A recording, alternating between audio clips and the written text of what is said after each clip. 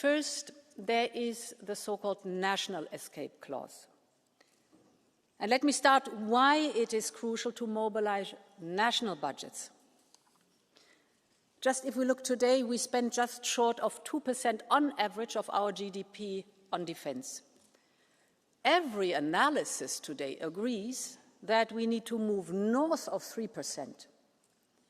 Now look at the entire European budget, it only reaches 1% of the GDP. So it's obvious that the bulk of new investments can only come from member states. And this is why we are activating the national escape clause, foreseen by our new fiscal rules. This is a new tool that was created just last year.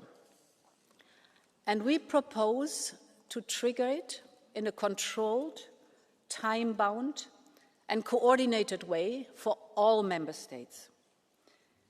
This can transform our defence budgets quickly and effectively.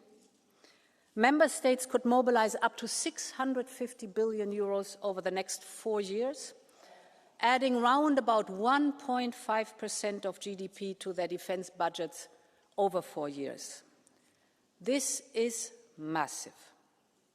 And yet, the European Council has tasked us to explore further measures to facilitate significant defence spending at national level while ensuring debt sustainability. The second point, the European Council has agreed on our proposal for a new financial instrument. We call it SAFE, Security Action for Europe.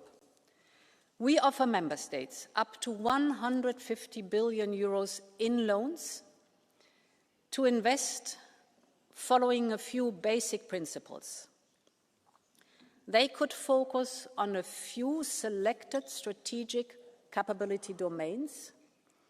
You're familiar with them. It's advanced air defense, drones, missiles and ammunition, strategic enablers, military mobility, cyber, artificial intelligence, just to name a few, so that we maximize the impact of our investments.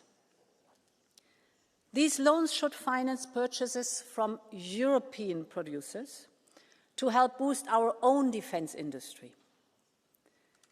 The contracts should be multi-annual to give the industry the predictability they need. And finally, there should be a focus on joint procurement because we've seen how powerful this can be. Just think of the Czech initiative or the Danish initiative to provide weapons and ammunition for Ukraine. One nation that takes the lead, others join in to place larger orders.